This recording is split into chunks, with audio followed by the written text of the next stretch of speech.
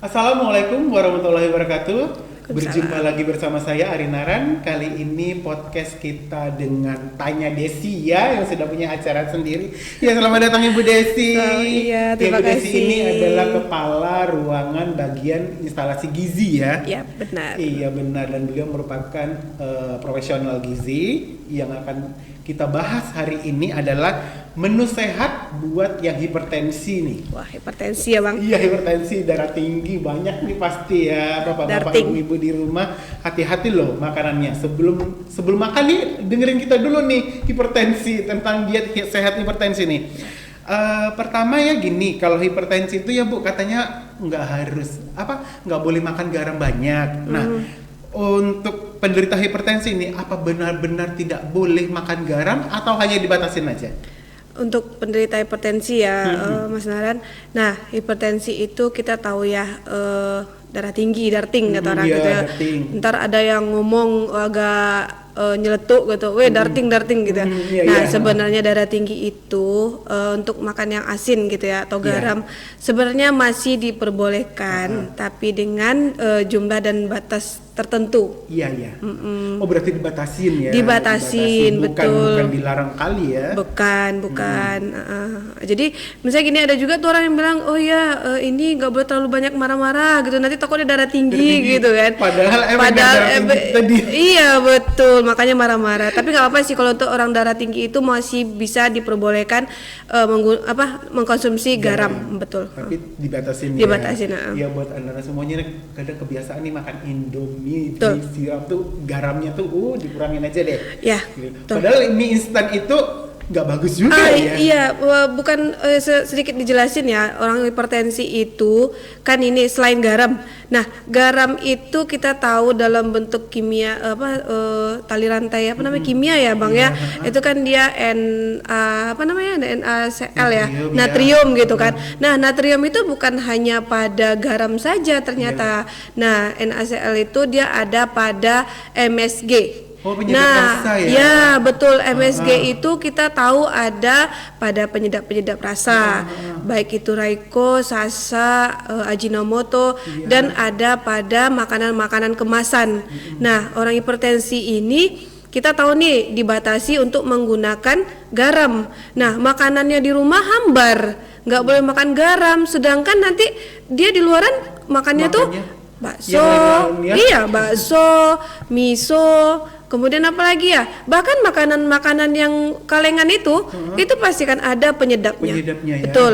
Ya mungkin itu kali yang membuat ada beberapa penderita hipertensi nih, dia udah nggak konsumsi garam lagi, tapi masih hipertensi nih. Ternyata ya kita ketahui dari makanan itu ada penyedap rasa, dan penyedap rasa itu merupakan pemicu untuk hipertensi. Betul, ya Bu ya. Betul, sama aja. Oke. Jadi untuk penderita hipertensi ini makanan instan itu nggak boleh atau bagaimana? Sebenarnya tidak diperbolehkan, karena kenapa? Terkadang kan kita sudah memakan makanan yang sehat ya, seperti 4 sehat 5 sempurna yang biasa digadang-gadangan. Yeah. Sekarang kan udah gizi seimbang namanya tuh.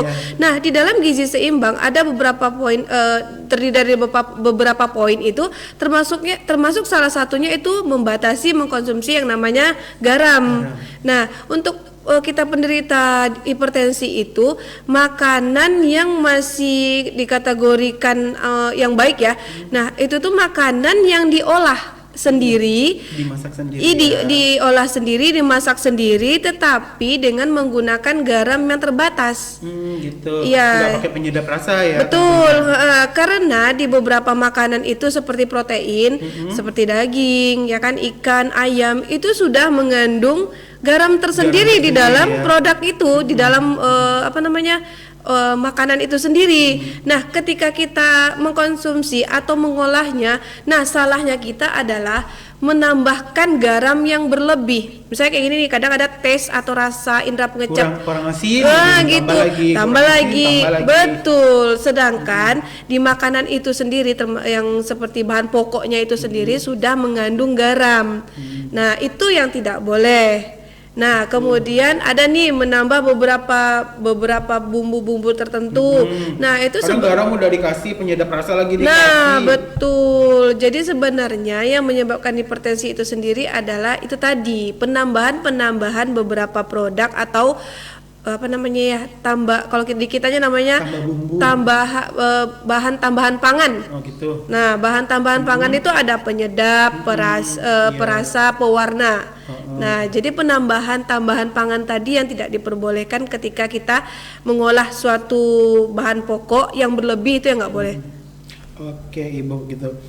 Gini, kita kan ini lagi musim durian ya. Iya betul ya, durian. Biasanya nih kata orang nih, orang hipertensi itu nggak boleh makan durian. Iya gitu betul. Sebenarnya ada nggak buah-buahan yang dilarang untuk hipertensi? Atau durian itu sebenarnya dilarang nggak untuk dikonsumsi penderita hipertensi? Iya, durian. Sebenarnya buah-buahan itu tidak begitu banyak mengandung natrium. Sebenarnya mempengaruhi darah tinggi seseorang itu naik terhadap suatu buah ya. Nah, sebenarnya itu adalah buah itu sendiri bagaimana dikonsumsi. Maksudnya gini. Ya, tetap pengolahan juga. Kemudian pengaruh dari buah itu sendiri terhadap seseorang. Misalnya nih kayak durian.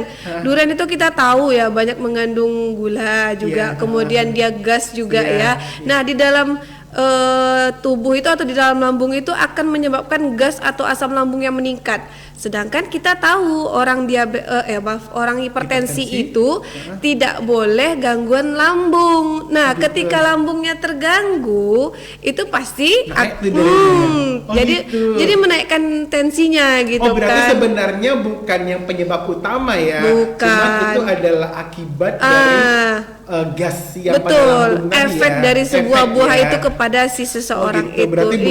Berarti kalau seandainya ya makan duriannya ini dibatasin kali ya, lebih baiknya ya, jangan berlebihan. Makanya kalau bapak-bapak nih, ibu-ibu kalau makan durian di rumah itu panggil kita deh, bisa banget.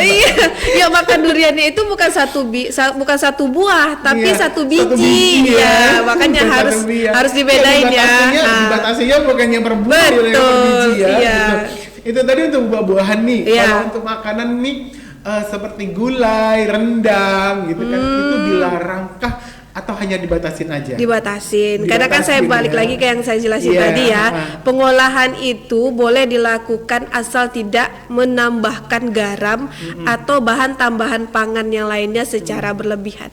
Itu aja. Oh, berarti gitu ya. Berarti boleh sih sebenarnya makan rendang, tapi ya dibatasi. Iya, jangan makan rendangnya sekilo. Jangan nanti nasinya 1 sendok rendang.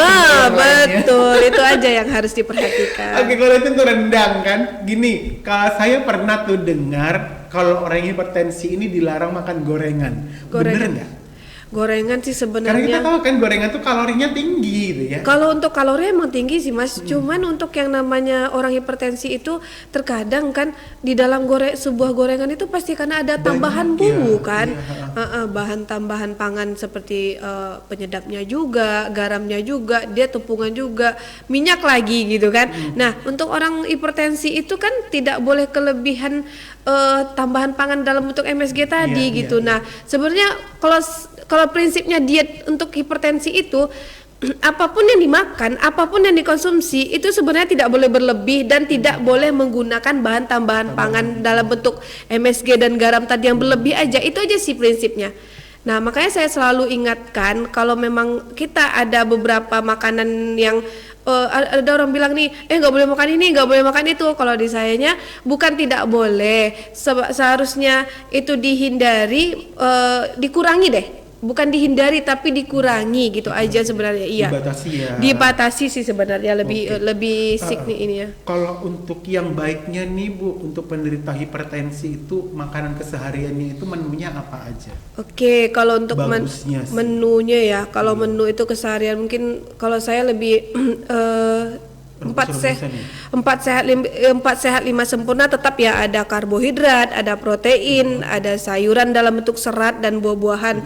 Dan minum susu juga masih boleh ya, masih untuk orang hipertensi boleh. Ada beberapa orang juga yang menganggap minum susu itu akan menaikkan tensi. Iya, tetapi sebenarnya kita harus pada porsi dan waktunya yang tepat. itu aja.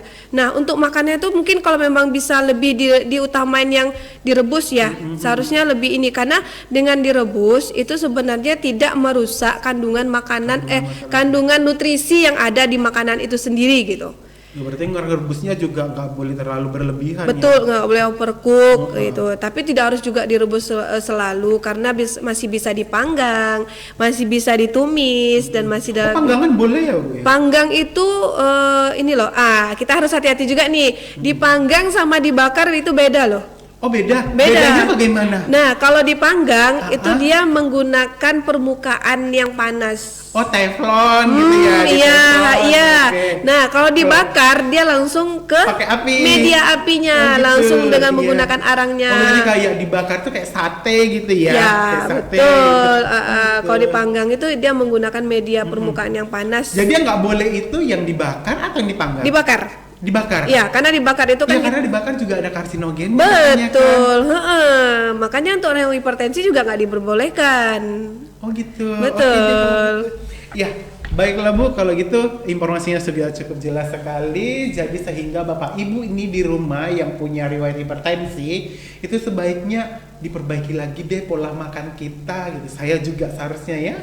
Sama kita. Oke, kalau gitu jika Bapak Ibu ada pertanyaan untuk tentang diet atau makanan atau tentang ya proses makanan sehat yang tidak mengganggu kesehatan bagaimana, silakan tanya saja di WhatsApp kita di nomor ini. Ya, kita akan jawab nanti jika sudah ada pertanyaannya. Ya, saya Arinaran mengakhiri acara podcast kita kali ini. Saya akhiri, wassalamualaikum warahmatullahi wabarakatuh. Waalaikumsalam warahmatullahi Terima kasih, wabarakatuh. Ibu. Iya.